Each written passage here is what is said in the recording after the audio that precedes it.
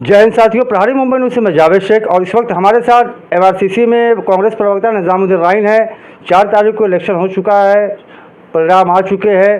मुंबई में जो है महाविकास आघाड़ी सुपरहिट रही, इस पर हम जानना चाहेंगे। सर, मुंबई में महाविकास आघाड़ी सुपरहिट रही, क्या कहना चाहेंगे इस पर? नहीं, बिल्कुल जो उम्मीद थी महाविकास आघाड़ी की, उस पे हम पूरे तौर पर खरे उतरे। मैं मुंबई के जनता का धन्यवाद करता हूं। उन्होंने हम महाविकास आघाड़ी के सभी साथियों पर विश्वास जताया। अगर हम थोड़ा सा और मेहनत करने की बात थी या कुछ साधन की भी कमी हो सकती है, तो शायद हम पीयूष गोयल को भी यहाँ से चुनाव जीत के जाने नहीं देते। लेकिन कुछ कारण हो सकते हैं, उस पर बाद में चर्चा होगी। क्योंकि आपने देखा होगा पिछले 2 लोकसभा चुनाव जो पहले बीत गए हैं, उन लोकसभा चुनावों में जिस तरह से वहाँ 4 लाख 3 लाख 4 लाख वोटों के से हार होती थी, वो 1.5 लाख के अंदर आ गई। तो इससे ये साबित हो गया कि हमारे भूषण भाई जो वहाँ से चुनाव लड़ रहे थे, पाटिल, वो एक तरह से नया कार्यकर्ता थे, लेकिन उन्होंने उनकी नाक में दम कर दिया। और सबसे बड़ी बात यह है कि हमारा जो गठबंधन है वो महाराष्ट्र के लोगों के दिलों में सच्चाई की जीत के लिए आगे आया और जनता ने उसको वो तमाम सुविधाएं देने का प्रयास किया कि जिन लोगों ने इस राज्य में, इस देश में गद्दारी किया था, उनको बदलने का प्रयास जनता ने किया।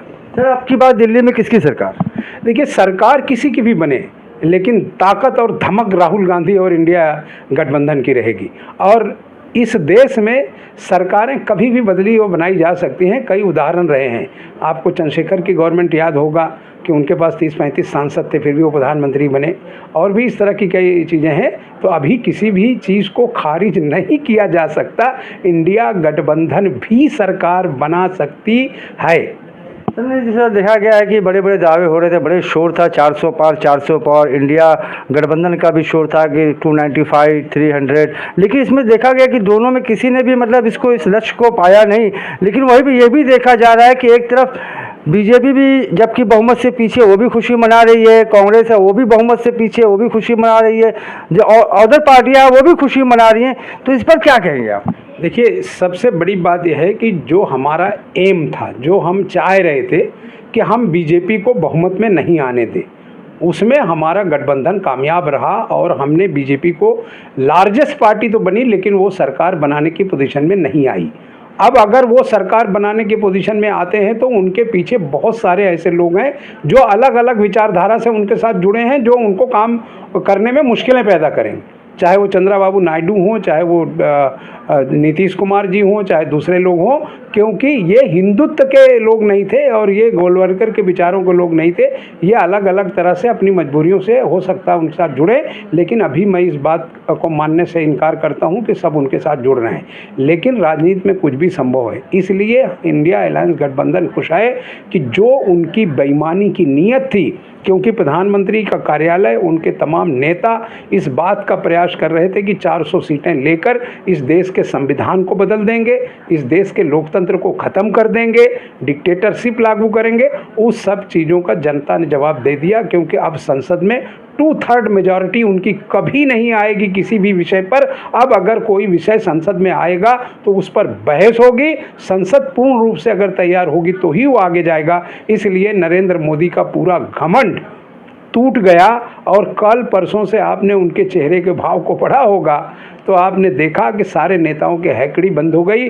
भले वो सरकार बना लें बैकडोर से, दूसरे दलों की मदद से, लेकिन वो बात ख़त्म हो गई। जो उनका अहंकार था, जिस अहंकार के बल पर वो देश को गुमराह कर रहे थे, वो धराशायी हो गया। जिस तरह से अभी देखा इंडिया गठबंधन को जो बनाने की शुरुआत हुई, तो नीतीश जी थे, इनको पलटू चाचा भी लोग कहते हैं, और बाद में वो अलग हो गए। अभी जो है कि नीतीश जी और ये अपना तेजस्वी जी साथ ही में फ्लाइट से दिल्ली आए हैं, तो क्या माना जाए इसको? देखिए, राजनीति में कुछ भी संभव है। मैंने आपको बहुत सारे उदाहरण दे सकता हूँ।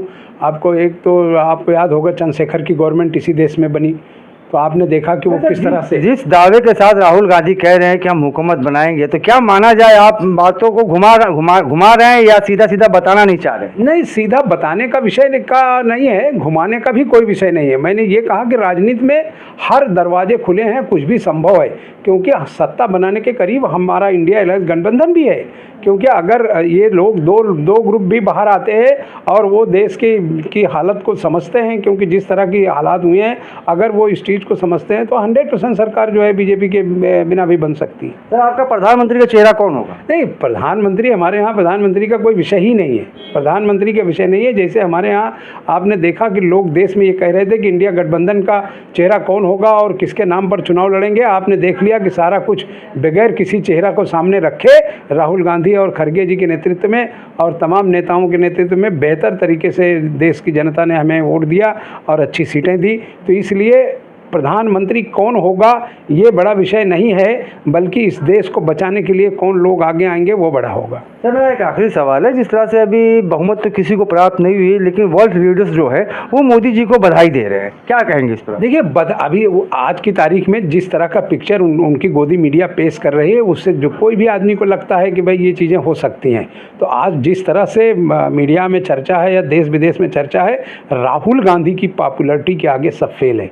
आज आप देखिए कि करंट मीडिया जो हमारे साथ है, जो हमारे साथ नहीं है, या जिन्होंने हमें 10 साल सिर्फ हैरान किया है, वो भी आज हमें फ्रंट पेज से लेके तमाम टॉप जगहों पर राहुल गांधी को दे रहे हैं। तो इससे ये बिल्कुल साफ है कि ये सब संभव है और कोई मसला नहीं। धन्यवाद आपका। तो अभी आपने देखा हमारे साथ मुंबई कांग्रेस प्रवक्ता निजामुद्दीन वाइन थे। इन्होंने कहा कि आज जो है कि सबसे मेन जो है राहुल गांधी जी की पॉपुलैरिटी है, जो गोदी मीडिया है वो भी उनको फ्रंट पे लेके आ रहा है। कैमरामैन हुसैन के साथ मैं जावेद शेख, प्रहारी, मुंबई से।